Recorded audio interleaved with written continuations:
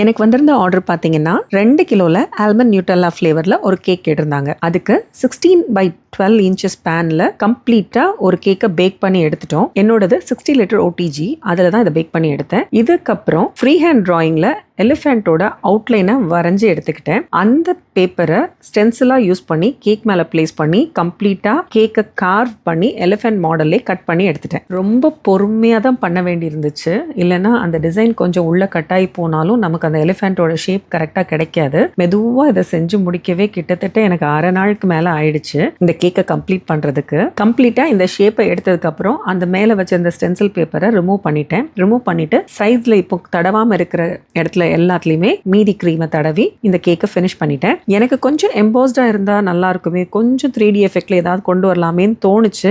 எந்த இடத்த அப்படி எடுத்துட்டு வரேன்னு எனக்கு தெரியல. சரி, காது மட்டுமாவது கொஞ்சம் ப்ரொஜெக்ட் ஆன மாதிரி இருக்கட்டும் அப்படின்னு சொல்லி காதுக்கு மட்டும் இந்த லெஃப்ட் ஓவர் பீசஸ் ஆஃப் கேக்கை எடுத்து அதில் பிளேஸ் பண்ணி காது ஷேப்புக்கு அதை டிசைன் பண்ணிக்கிட்டேன்.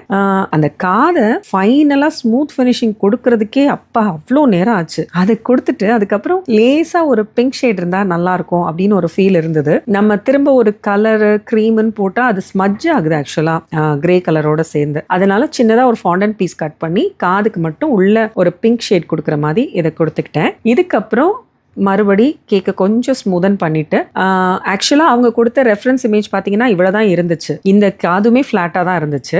பட் எனக்கு அது அவ்வளோ திருப்தியாக இல்லை. அதனால இதுக்கு ஒரு அவுட்லைன் கொடுத்தா நல்லா இருக்குமே அப்படின்னு சொல்லிட்டு ஃபாண்டன்ட்ல சின்னதாக பிளாக் கலரை ரோல் பண்ணி கம்ப்ளீட்டாக எலிஃபென்ட்டோட ஓவரால் பாடிக்கு நான் அவுட்லைன் மாதிரி கொடுத்துட்டேன். என்னதான் கோலம் போட்டு கலர் பண்ணி முடிச்சாலும் ஃபைனலாக திரும்ப ஒரு தடவை வெள்ளை கலரில் அவுட்லைன் கொடுத்தா தானே அந்த கோலம் பிரைட்டாக தெரியும். அந்த ஒரு ஃபீல் தான் இந்த கேக்லையும் எனக்கு தோணுச்சு. நம்ம நீட்டாக என்னதான் பண்ணாலும் ஒரு அவுட்லைன் கொடுக்கும்போது தான் உள்ள அந்த சின்ன சின்ன டீட்டெயிலிங்ஸ் நல்லா இருக்கும் அப்படிங்கிற ஒரு ஃபீலில் தான் இந்த ஒரு அட்டெம்ப்ட் பண்ணேன். பட் தேங்க் காட் அது நல்லாவே வந்திருந்துச்சு. அது மட்டும் இல்லை, கண்ணுக்கு தந்தத்துக்கு எல்லாத்துலேயும் சின்ன சின்னதாக ஃபாண்டன்ட் பீசஸ் கட் பண்ணி அதையும் டிசைன் பண்ணிக்கிட்டேன். அந்த தும்பிக்கையில் சின்ன சின்ன டீட்டெயிலிங்ஸ் டூத் பிக் வச்சு சும்மா டைரக்டாக க்ரீம்லேயே வரைஞ்சிட்டேன். பிகாஸ் அதெல்லாம் செல்ஃப் கலரில் இருக்கிறதுனால அதுக்கு நம்ம ஃபாண்டன்ட் லைனிங் கொடுக்க முடியாது. ஸோ சிம்பிளாக ஷேடட் மாதிரி நானாக வரைஞ்சிட்டேன். இதுக்கு மேலே வளவளன்னு எதையும் பண்ணி கேக்கை கெடுத்துடக்கூடாதுங்கிறதுனால இதோட நிப்பாட்டிக்கிட்டேன். ஃபைனல் ஃபினிஷிங் இப்படி தான் இருந்துச்சு. உங்களுக்கு ஓகேவா, பிடிச்சிருக்கா? சாய் கிருஷ்ணாங்கிற தம்பியோட 2nd பர்த்டேக்காக செஞ்ச கேக் இது.